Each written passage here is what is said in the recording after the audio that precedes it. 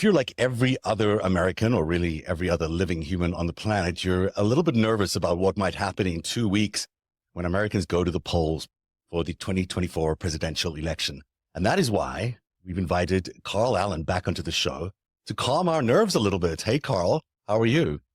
Hey, thanks for having me on. Carl is the author of The Polls Weren't Wrong, a book you must read about why the polls went wrong in 2016. Carl, listen, I am like 2 weeks ago we were on here and I said to you, oh, it's 2016 all over again. It looks like 2016. And you were like, it's 2016, but it isn't 2016 for many reasons, because 2016 is such an outlier. And I now know how to say that. And I can sound very smart at dinner party conversations saying that. But now, 2 weeks later, I'm feeling a little bit better, mostly because of the early voting turnout has been quite good. It doesn't necessarily mean it's all going towards the Democrats, but more of it is going to Democrats than are going to Republicans. 19 million votes almost cast already. So tell me a little bit about how important that early voting is. So Democrats always do well in the early vote. So the challenge with trying to build a forecast or make predictions from these early vote totals is, believe it or not, just like we talked about in the last a couple of weeks ago, 20 and 2024 seem similar. Yeah. But remember, 2020, everybody was stuck at home due to COVID, right. And we had far beyond record numbers for vote by mail.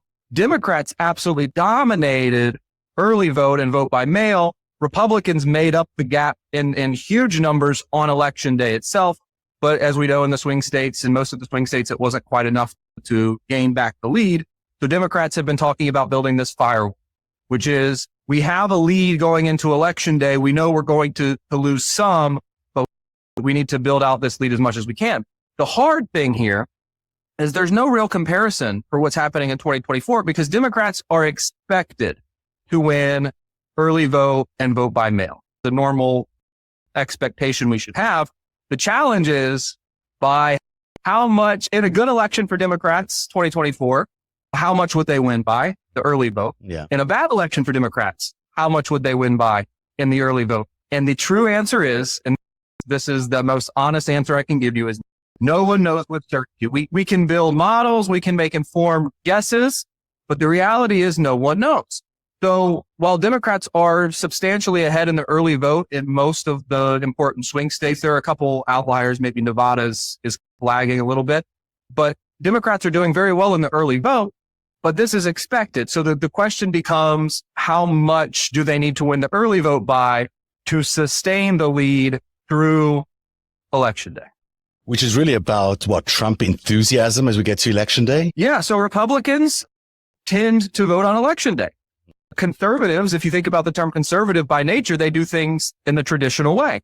Traditionally speaking, you go to your voting place on election day and you cast your vote. Now we do it mostly on machines, but you do it on election day. There is a lot of pride in that.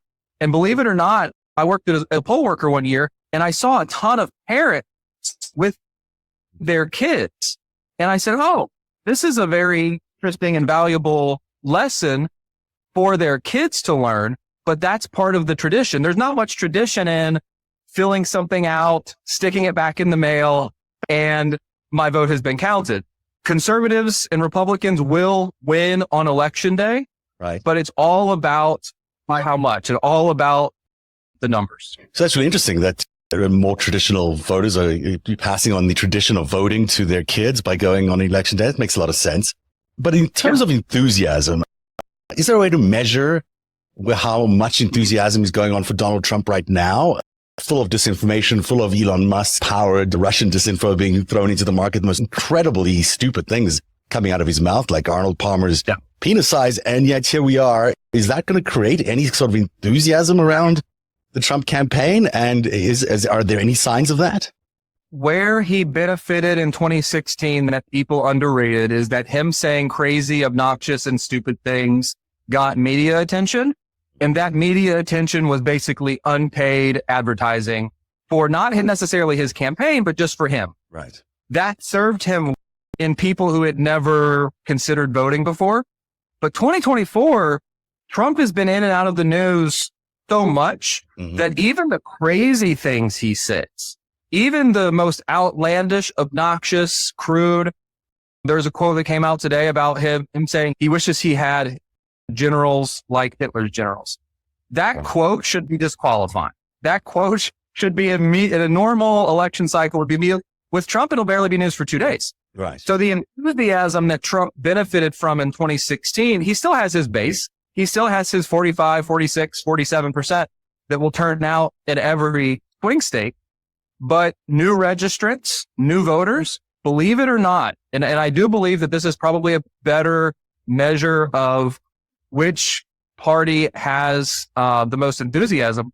Believe it or not, in a lot of swing states, Republicans have registered more new voters than Democrats. This has been a concern among the Harris campaign and among Democrats that we didn't think Trump could possibly find many more voters. Yeah. And it seems like maybe he has. So now when we talk about the election math, we have to understand that even though Trump has lost some of the people who supported him in 2020, there is the not necessarily hidden vote, but he has found some more support. So whether or not he can get past that 48, 49 ceiling is still a big question. Right. But we can't discount the possibility that there are people who are motivated to go vote for Trump. There's no doubt. There's certainly the white male suburban voter that Joe Biden was talking to that no one's really talking to from the Democratic side, or not as close as they used to. And that kind of voter could easily drift into Trump territory. And that can make the difference in an election like this.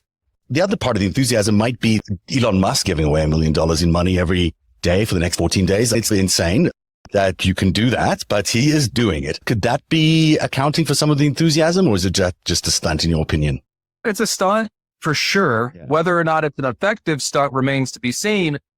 But again, think about what the purpose of a rally is in the first place. Like when Kamala Harris has Eminem and Barack Obama coming to her rallies, the purpose of rallies is to get people excited.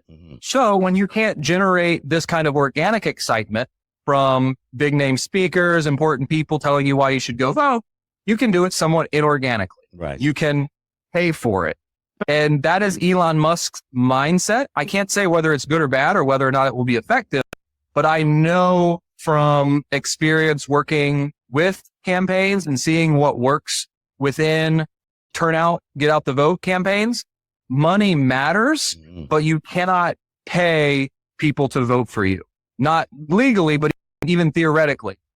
Giving a campaign a bunch of money does not magically find them new voters. In radio, they love giving away money during sweeps because it's assured people are going to listen at 7:15 every morning to whatever you put on. But that's different. Getting someone's ears to a radio station versus actually going to a voting booth is two different things. So let's look at the map, because people are nervous. Last time you really helped me feel less nervous by explaining the 50%, the threshold that you said people needed to try and get to. Now, since then, Donald Trump has been edging closer to some of this 50% threshold, which made me even more nervous knowing how important that 50% is. The 7 swing states that have been pretty well established, Wisconsin, Michigan, Pennsylvania, North Carolina, Georgia, Arizona, Nevada, everybody's pretty much in agreement that those 7 swing states are the states that could realistically go either way.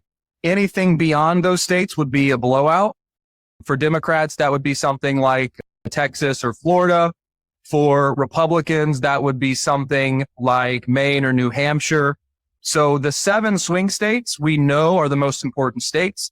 The best way to think about the election is that if Kamala Harris wins Wisconsin, Michigan, and Pennsylvania, then that's the game. That's 270.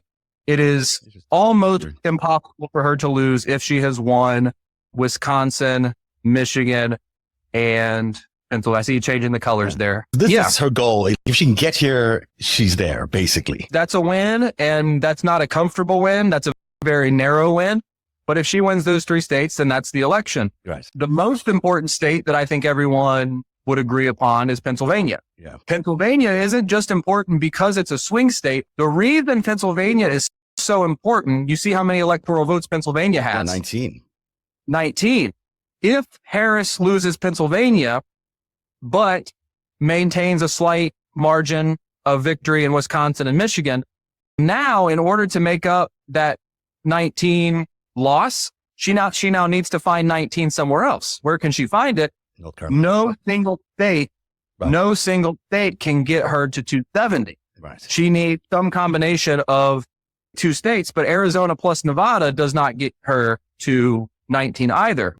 So if it was Pennsylvania, that means she needs North Carolina and or Georgia and or one of the other swing Right. states. Georgia will also be very close. Okay. This is the same thing that happened in 2022 and 2020, that it was expected to go very slightly red and it went very slightly blue. I would be shocked if any of these swing states went more, if either candidate won by more than 4. So we're talking pretty close margins. Those 3 blue wall states are probably closer to 3 Okay. in terms of how much someone can win by. So if either candidate gets over, say, 52%, that would be almost a blowout in electoral terms. So when I'm looking at Pennsylvania, Yeah. I say, okay, if Harris doesn't win Pennsylvania, she must win 2 other states, including one of Georgia or North Carolina. So let's go through these one by one. In Pennsylvania, Harris Yeah. still leads. She's got 49% of the potential vote, according to most polls, to 46% for Trump. That's less than it was in September, where she had a 6-point lead. But as you've told us, the point leads aren't necessarily the most important thing. It's how close they are to 50. So she's pretty close to 50. She's at 49%. She's very close to 50, and she's more likely to get to 50 in Pennsylvania than Trump is, which means she's more likely to win. Now, in my forecast, I have her close to 68% to win Pennsylvania.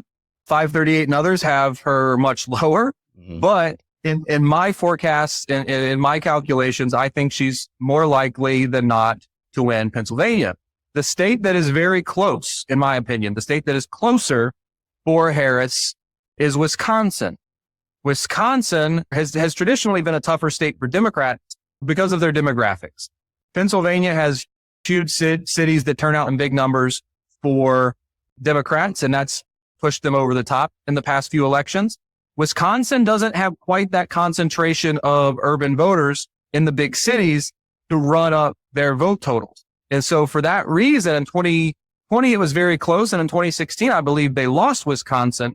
And I think if one of the blue wall states goes red, I think Wisconsin is the most likely state to do that. And I think in my forecast, I'm like, okay, why am I getting different numbers than some of these other forecasters? I think it's because other forecasters think if Harris loses one of these blue wall states, it will most likely Pennsylvania. But I think if she loses one of them, it's most likely to be Wisconsin. And if she loses Wisconsin, that is a net loss of how many electoral votes? 10, right? 10, which means any one of Arizona, North Carolina, or Georgia could still get her over the top to 270. It is very well established that those 3 blue wall states traditionally, historically, go together. And it is possible if she overperforms in Pennsylvania and wins by 4, that she only wins Michigan by 1 or 2, that she even loses Wisconsin by 1. These kind of quick shifts in demographics and in states do happen. And I think you have to account for them. You can't just assume that there's a uniform shift across these states, even states that are as similar as these 3. So I do think while Pennsylvania is the most important swing state, I think that Wisconsin is slightly more likely if one of those blue wall states falls, if the blue wall cracks, so to speak, that I think Wisconsin is the likely culprit. And remember, 2020 was also super close. I believe Joe Biden only won Wisconsin by a few tenths of a percent. I want to talk to you a little bit about Michigan, because Michigan to me is a wild card. It seems to me that there is a driver there, unaccounted by most pollsters, that people are not going to vote for Kamala Harris if they think that she is responsible for anything that's going on in the Middle East, even though, frankly, her position is more palatable than any of the other players out there. And Jill Stein as a third-party candidate with a very rabid vice presidential nominee there, she's getting a lot of support, or potential support. Now, that is just a couple of percent. Yes, it could be as high as 2%, I think, in Michigan. Michigan, of the 3 blue wall states, I believe Michigan has traditionally been the most blue, so to speak. And that's good news for Democrats, because I do think they will lose anywhere from 50 to 150,000 votes from what they would have gotten if not for the issues in Gaza. Yeah. So that means whether those people vote for Jill Stein or they don't vote doesn't make a big difference. The big difference in the calculation comes if they vote for Trump, because a net loss of one versus someone voting for someone else is a net loss of two. So we have to be careful, or at least I have to be careful when I'm doing these calculations. And I say, I'm seeing anywhere from 50 to 150,000 voters who would traditionally, if not for the issues in the Middle East and Gaza, traditionally these voters would be pretty reliable Democratic voters, not 100%, but a solid percentage. Now there is a very good chance that they will either vote for Jill Stein or they will just simply not vote. While I don't think that number is likely to be decisive, it's not a number that should make Democrats feel like they could ignore these Muslim majority voters. There are many twists and turns. It's getting worse. Yeah, in the next 2 weeks, a lot of things can happen in the Middle East that could turn even more Democratic voters towards either Jill Stein or away from Kamala and Biden. And certainly that is the intention, as far as we understand, behind the strategy that Trump and Netanyahu have concocted, that this war is an instrument of electioneering in this particular case. And it's setting up Kamala Harris in a very difficult situation, especially in Michigan. I think, if I'm not mistaken, Trump is at 50% now in Michigan to her 47%, or maybe it's 47.5%.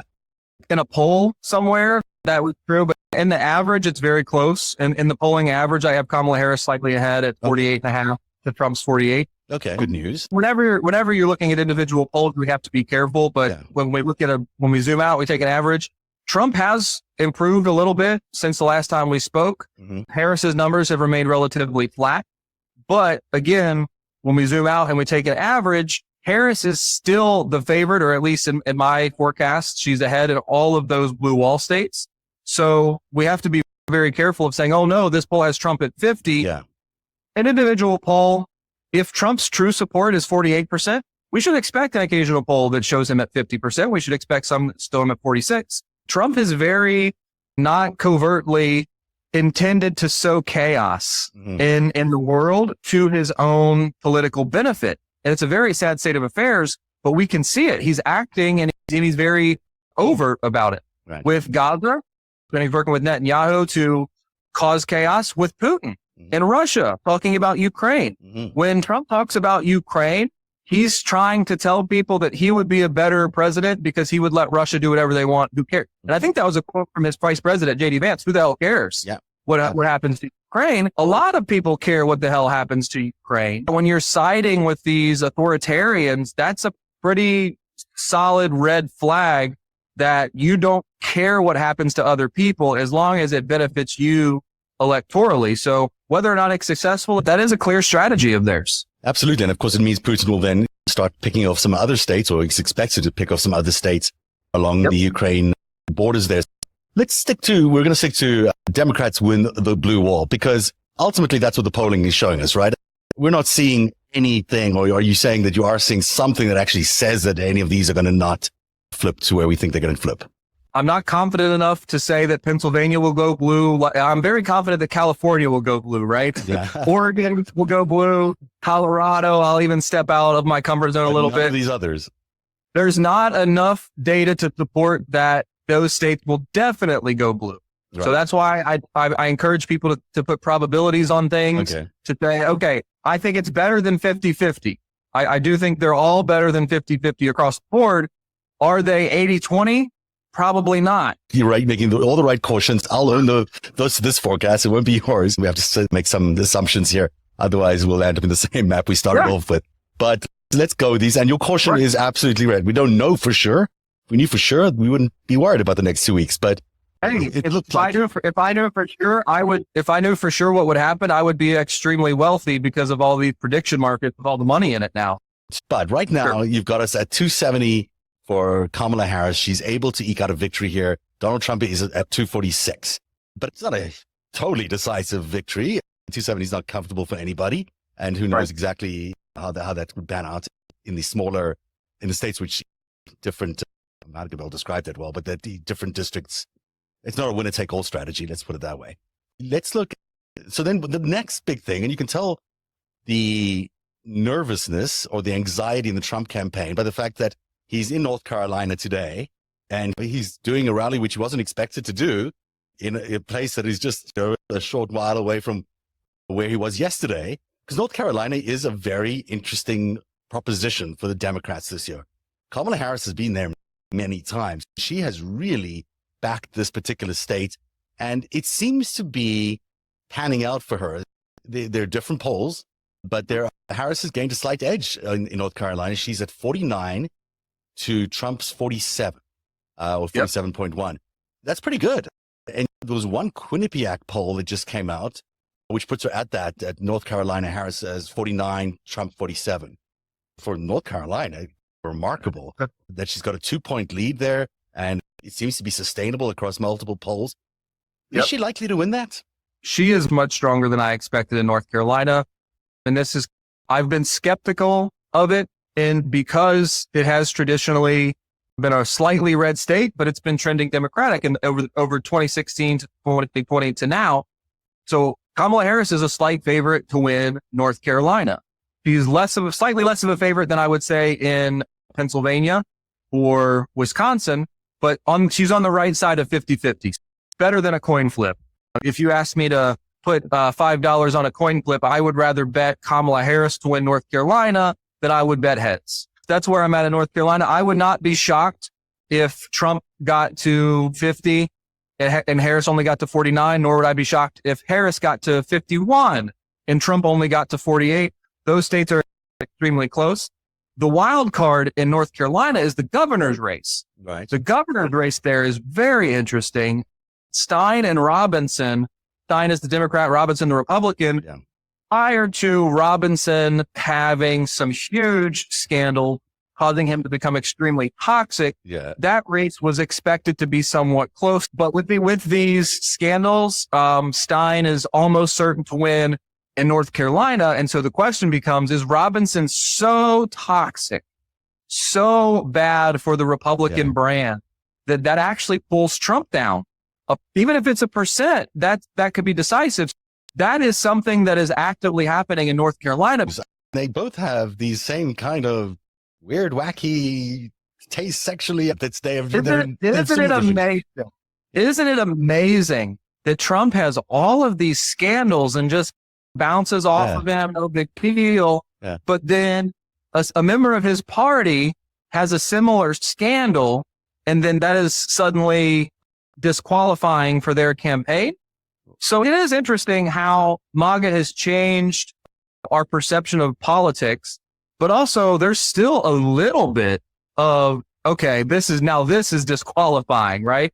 This is what pushes me over the edge of saying there's no way I'll vote for him. Now, I'll say that Robinson will likely still get at least 40 to 45% of the vote in North Carolina, which is to say over 1 million people will cast a vote for him. So it's not to dismiss that no one will vote for him.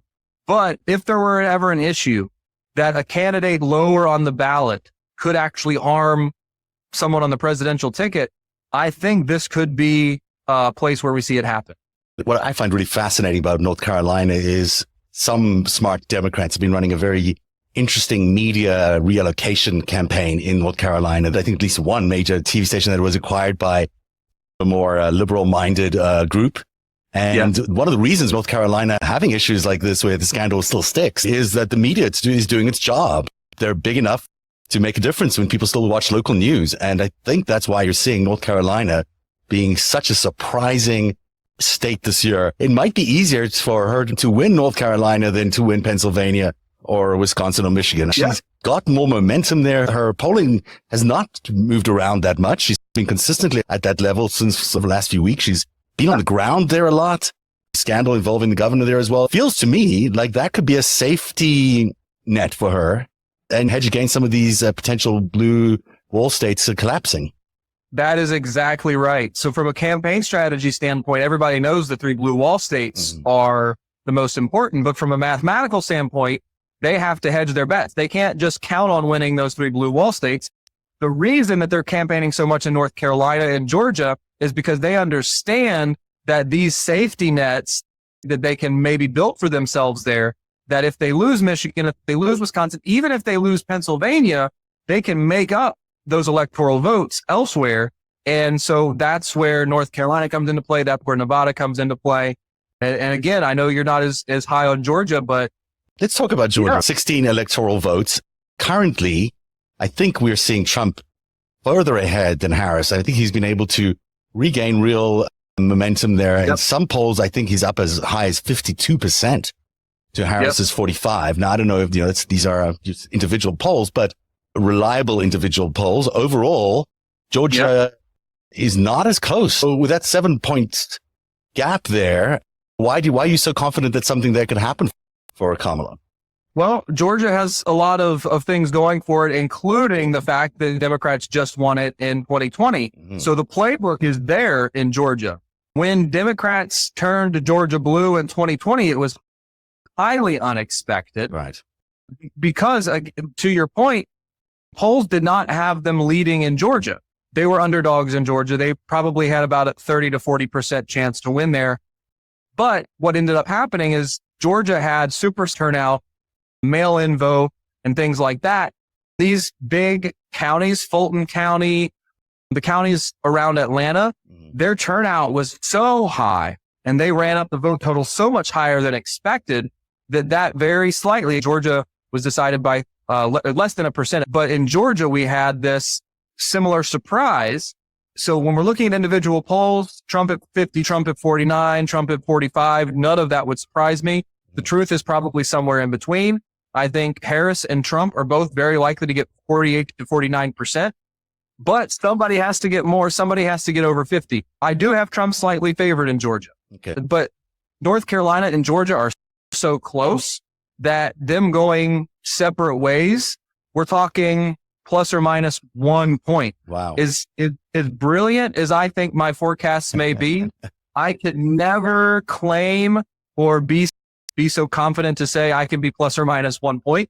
So when I have Harris slightly favored in North Carolina, Harris is a slight underdog in Georgia. Yeah. I'm talking plus or minus 1 point. So that is an extreme level of precision.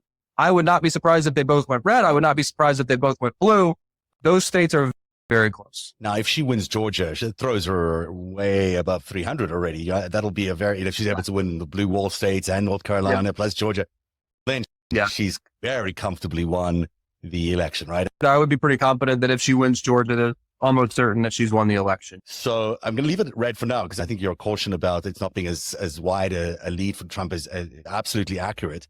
So then let's look at if the situation is now as we see it, it's Harris 286 to Trump 246. Now he can get close to 270, right? And we've especially looking at Nevada and Arizona. I don't know which one of those you'd rather deal with first here, but Arizona is probably the most interesting state electorally for me this year. Yeah. Arizona traditionally was a Republican state.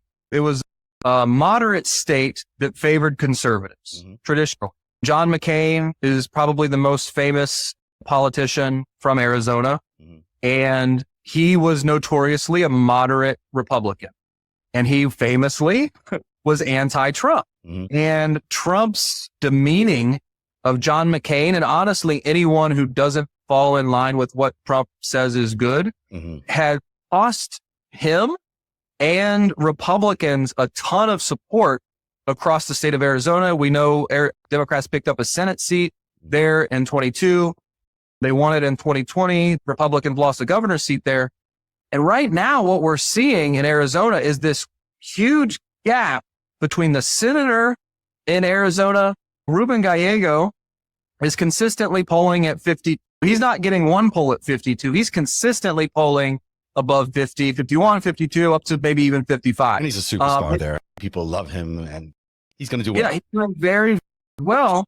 And Kamala Harris is only polling in 47, 48, whereas Trump is getting much closer to 50, and he's at 50 in many polls. So there's the disconnect of this state that has traditionally been anti-Trump, and the woman who's running for Republican, the Senate candidate for Republicans in Arizona, Carrie Lake, is almost the female version of Trump. He had adopted his demeanor. She has adopted his rhetoric, but she's doing horribly in Arizona. She doesn't have any huge scandals that I'm aware of like Robinson does in North Carolina. Yeah. But I'm like, why are so many people in the Republican Party who are acting similar to Trump doing so poorly? And there's like a cult of personality thing that I'm not too interested in, at least right now. But Carrie Lake almost has, I would say she has no chance. She is highly unlikely to win the Senate race. So the question becomes, how many people, when it comes time to vote on election day, will vote for Donald Trump, the Republican, and Ruben Gallego, the Democrat? Because that Senate seat is so important for Democrats, they've allowed Gallego to separate himself from the national narrative and say, look, if we lose Arizona presidentially, but we win the Senate, we'll call that a win. But I think, again, a lot like Georgia, but unlike Georgia because there's a major Senate race there this year, I think, again, that chance that Harris has a chance to get to 50 is greater than these prediction markets are saying right now. I have her at about 40% to win Arizona. So again, if you ask me, would you like to bet on heads or would you like to bet on Kamala Harris to win Arizona? I'll say, I think I'm going to bet heads on this scenario. Yeah. But again, it's not going to be a blowout. Trump is not going to win Arizona by 5 points. It's going to be very close. So let me ask you then about Texas, because she's campaigning in Texas today, which is interesting. There's a Senate race there. It's certainly very exciting, but is there any possibility of flipping Texas? It is massive. It's 40 electoral votes. It changes all the politics for all time in America if she does that. But is she there? She's not there for fun. She's there because their internals must be suggesting something that it might be possible. And it's probably worth a gamble for her to spend a day in Texas. So tell me a little bit about what happens in Texas then. Yeah. So Texas has been trending Democratic for the past few elections. I would put it on the list of hopes rather than realistic chances of flipping it. But the calculation in Texas is the Senate race that is going on in Texas.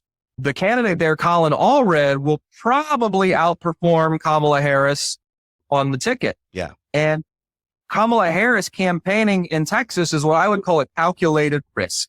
It is a calculated risk because we don't think there's a decent chance that Harris will win Texas, but can they supercharge turnout in these blue areas, in these reliably Democratic cities in Texas, of which there are several? Can they supercharge turnout? Even if Harris loses Texas by 3 points, that means there's a very good chance that Allred has beaten Cruz in that Senate race. So the reason that she's campaigning in Texas isn't so much because she's dreaming on flipping Texas blue, although that is a small possibility. It won't be decisive in the election. If she flips Texas, it's a blowout. The calculation there is all about the Senate because Democrats have a very hard Senate map to pursue in order to get to possibly 50 senators. And so this calculated risk, I think, is absolutely brilliant. And I think it demonstrates a ton of strength from the Democratic Party that they're saying, we understand that we must take calculated risks. They're not playing it safe. They're not saying, okay, we're just going to hide out here in the blue wall. They're saying, no, we need to campaign in North Carolina to make sure we have the best possible chance to get to 270. And then we're also going to go to Texas to campaign with their senator to try and flip the Senate. That is an enormous sign of strength, and it is a calculated risk that they must take, and I'm very glad that they're taking. And will be the difference between her agenda actually being able to be put through in the first part of her term or not. That makes a huge difference if Allred wins over Cruz there. But let's keep that obviously red, and then Arizona, just for the sake of having an interesting map here, let's keep that red as well. So now Nevada is what it comes down to, strangely, which who would have thunk? But it's not dissimilar from what happened in 2020 as well. I think Nevada was very instrumental in 2020, I think, if I'm remembering it correctly. And because it's a pretty uniform state. Once they decide to go one way, they will go that way. In the end, you would think that they would follow Kamala Harris. Logic would say that, but we're not seeing that yet. What are you seeing on the ground there? So I'm a huge fan of Nevada, Las Vegas, huge fan, visit a few times a year, love it. Las Vegas is almost its own I wouldn't say it's its own country, but it's definitely a different feel, different vibe than the rest of Nevada. Yeah. I've traveled all throughout Nevada, and it's a beautiful state. I love, even outside of Las Vegas, the desert, the scenery is absolutely beautiful. But we talk about the rural versus urban divide, and that is as true in Nevada as it is anywhere, because we have Clark County, this enormous county that includes Las Vegas, voting largely Democratic, which is where Democrats need to run up their numbers, and then the rural areas pressuring against that. The calculation by Trump, the reason that he is aggressively proposing this no tax on tips, that is exclusively to try and flip Nevada. It applies elsewhere, but he is most aggressive about it in Nevada. Yeah. And I do think that there's a chance that that message will resonate. Because they both know that it's so important to the hospitality sector there. That hospitality sector will vote ultimately as what the union says to vote. Right. At some point in the next 2 weeks, they will decide. They're either going blue or red. And when they do, it'll settle Nevada, I think. But we don't know yet which way they'll go. Interesting things about Nevada, because remember, we have to understand that Democrats tend to vote early. Democrats tend to vote by mail. Yeah. Nevada is a weird, not quite outlier. I want the word outlier because they're not an outlier, but vote by mail in Nevada does not quite follow vote by mail in Pennsylvania. So we can't compare these states apples to apples. A lot of people in Nevada, even people who plan to vote Democrat, will wait to vote on election day. And a lot of them will not vote by mail as early as they will in other states. The quote firewall, the edge that Democrats have in early votes is somewhere between 250,000 and 500,000 right now. But in Nevada, it's extremely close. We have to remember that Nevada, even though Democrats tend to vote by mail, Democrats tend to vote early, not all states are the same. Right. I won't use the word outlier because they're not quite an outlier, but Nevada, what happened in 2022 was that Democrats were not running up their vote totals in 2022 the same way they did in 2020. And people used that data to conclude that the senator, the woman running for Senate there, the Democratic candidate, she was probably behind and she was likely to lose. Well, what ended up happening was that very small firewall that Democrats had there in the early vote held. Right. It held. They ended up actually winning. It was only by a point. So it was very narrow. But we can't compare elections apples to apples. We can't even compare states apples to apples.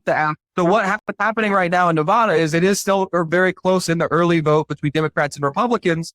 And a lot of people already are using that to red flag. Oh no, Democrats aren't winning the early vote by a ton. But guys, the same exact thing happened in 2022. So we have to be able to wrap our minds around that. I do think Harris is a slight favorite in Nevada.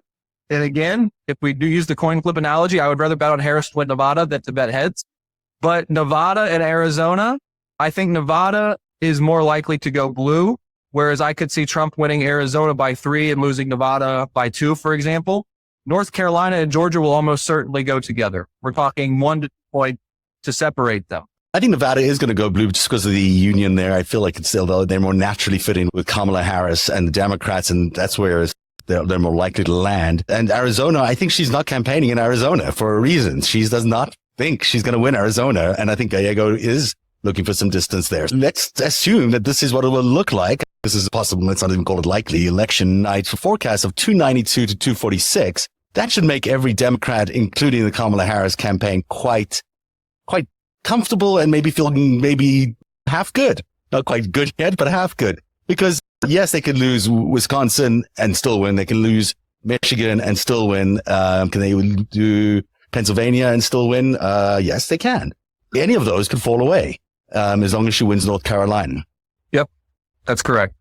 That's pretty good for most people who a couple of weeks ago were worried, like me, that we're heading into another 2016. That doesn't fill you with a ton of optimism because who wants Donald Trump anywhere close to the White House? It should make everyone feel decent about the prospects for what's coming up. I know you've indicated that Wisconsin could change, Michigan could change, Pennsylvania could change, but is there anything here that worries you that we're not thinking about? So I always have to specify, and I know it's boring for podcasts, it's boring for media, that we have to think about things in probabilities. We can't think in black and white, or in this case, we can't think in red and blue. Yeah. So we have to understand that we put probabilities on things. but I am very comfortable in saying that I think Kamala Harris is favored to win. I think she is far more likely to win than Trump is. Looking at this map, the only things that I would say is don't assume that Georgia won't go blue. Mm-hmm. Don't assume that North Carolina will. Just because Harris has been polling well in North Carolina and not so well in Georgia doesn't mean that situation will sustain. There are a lot of undecided voters in North Carolina and Georgia. We're only talking 3 to 5%, but we know who those voters are to an extent, but they're not a monolith. So we have to be careful about drawing conclusions about what happens in North Carolina and Georgia and relating that directly to Pennsylvania and Michigan. And I'll even point out, Nate Silver, in his forecast, he said there's about a 50% chance that all 7 of those states either go blue or red. About a 50% chance that all blue or all those 7 swing states, all blue or all red. I'm like, how do they go red? That's hard to see all 7 go red. His math, his calculation is basically that since all of these states will likely be decided by 3 points, right, which isn't bad math, that's reasonable math. Yeah. So if it's 3 points one way, all the states go blue. If it's 3 points the other way, right, all the states red. But he's operating under this uniform distribution.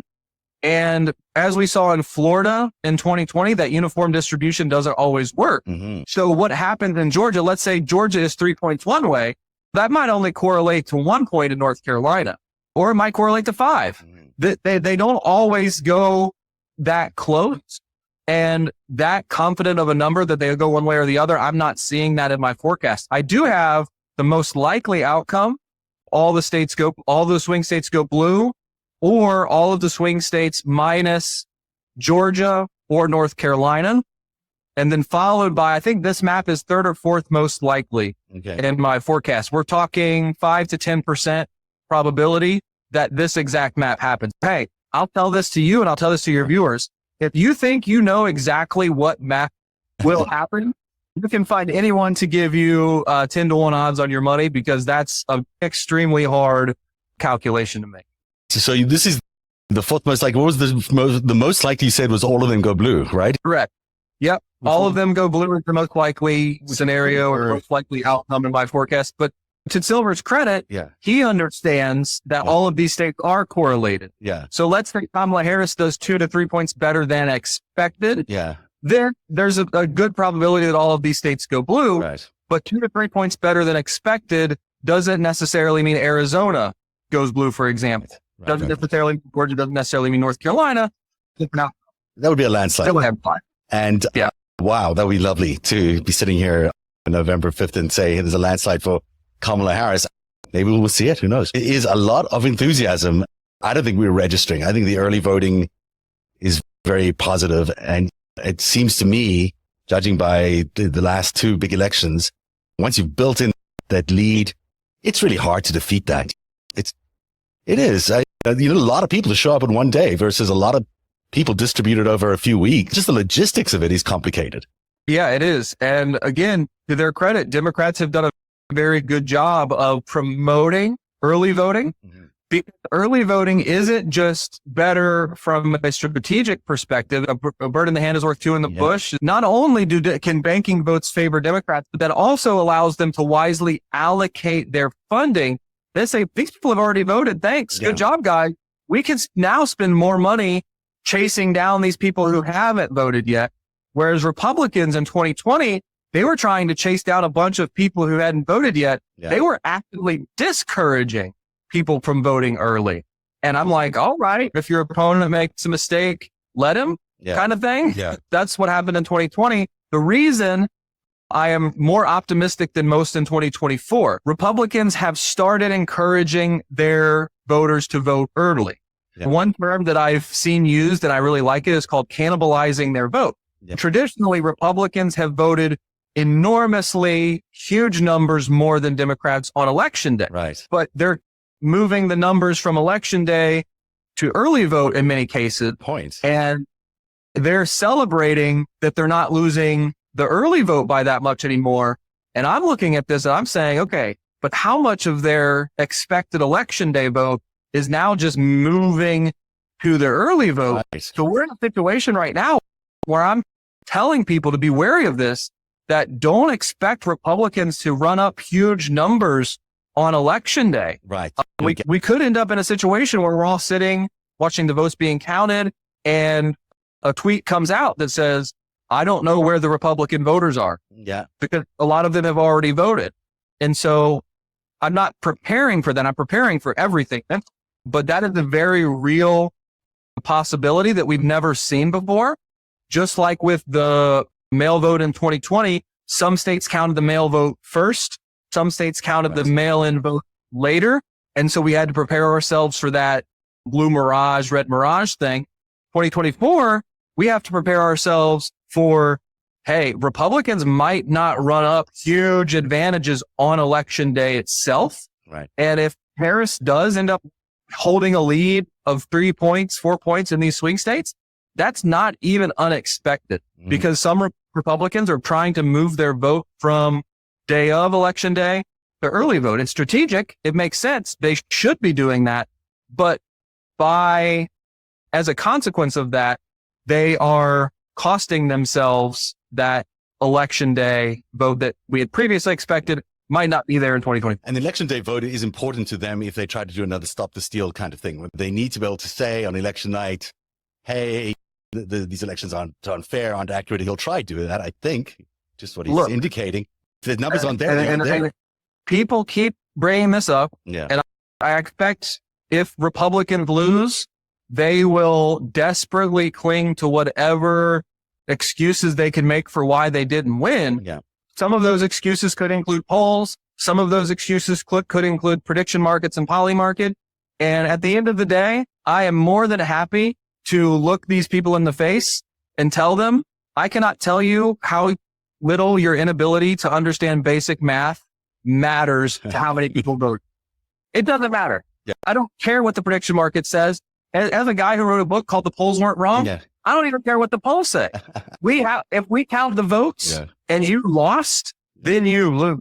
That's how we do things in a functioning democracy.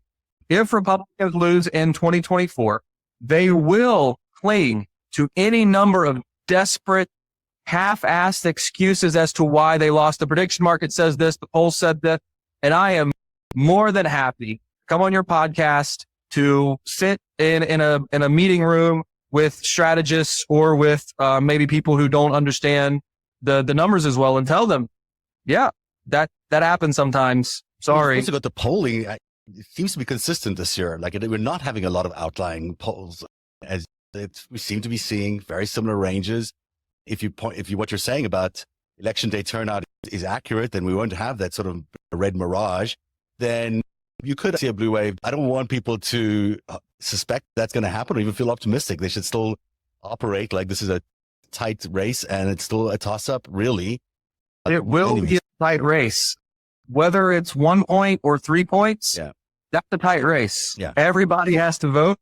And in order to win, if Democrats want to win, they need to turn out all of their voters and they need to convert some of these people who don't like Trump. Maybe they're not reliable Democrats, but they do need to turn out all of these voters to make this happen. And there are 7 swing states, but really you need each of these swing states to be a possible win. So it's not like you can just say, hey, we just need to focus on Wisconsin or Michigan or anything. They're all could be on the bubble. Wherever is a potential for a victory there for the Democrats, every voter has to turn out. So it's definitely too soon to say comfortably that anyone is going to win. But I think what we're saying here is that you're saying, I won't put words in your mouth. I'll say, I think it's more likely that Kamala Harris is going to win. You're also saying that through your forecast. Yeah, that's exactly what I'm saying. I am very comfortable to say that it is more likely that Kamala Harris wins. Maybe after this election, I can write a book called The Prediction Markets Were Wrong. Yeah, I mean, there's not any data to support Donald Trump being even a slight out. Right. You could make an argument that Kamala Harris is only a slight favorite, but the prediction markets now have moved 66% towards Trump, and there's no data to support it. That's actually a ton of data to support the idea that markets are being manipulated in a way. Yeah, sure. Because there's no rational person that would look at the data that we have, early vote or poll data, and conclude that Trump is a solid favorite to win. It doesn't exist. There's actually a strong case to be made that There are legal prediction markets in the U.S. Kalshi was just approved for U.S. election trading. Within reason, if someone wanted to make a little bit of money on the election, or at least maybe find an edge, so to speak, that might exist. That's all interesting and a good place to leave it. Carl, thank you so much. As always, your insights are interesting and they leave me a little bit more confident about where we're heading. The book is called The Polls Weren't Wrong. It's available where? Where can people get this piece of literature that they must read to understand how polls work? Yeah, it's an absolutely essential book for anyone who wants to understand polls better. I've been telling people to go to Amazon because I'm selfishly obsessed with their rankings of how well books are selling. Okay. But you will not offend me if you go to any bookstore, Barnes & Noble, if you buy direct from the publisher, Routledge. Yeah. That is all perfectly fine. The most important thing is that if you want to understand polls better and not make the mistakes that even experts make, this book is not just the best place to start, but it might be all that you need to understand. Yeah, and I think where everyone else in the market is still saying this is really close on many, and it is to some extent, but they're saying it's really close because of the lead that Kamala Harris might have of a Trump. What you point out in this book is that's not the right read of this situation. And that's why everyone should read this book. It's really interesting. It changes your perspective on polling and the polling industry. And hopefully some of the insights that you've provided to your readers in this book are actually going to influence the polling industry into thinking differently and presenting its numbers differently. I think as well, media organizations need to rethink how they approach polling reporting because it's so critical. And they might get it wrong.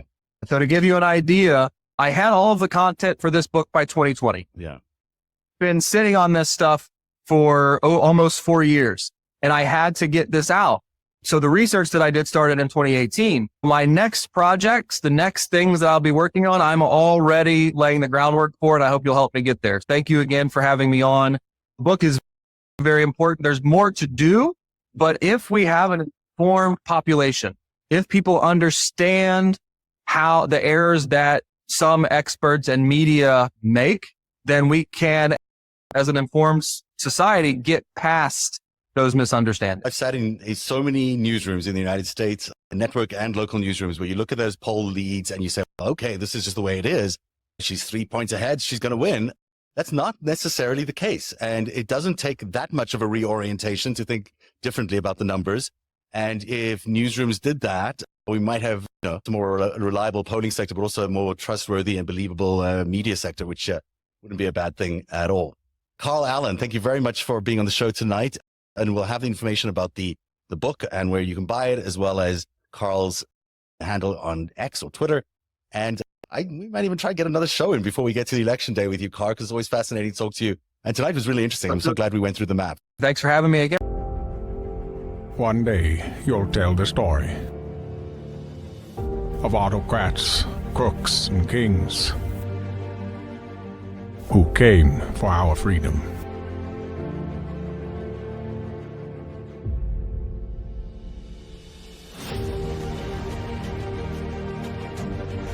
A story of citizens who stood up to tyranny and won.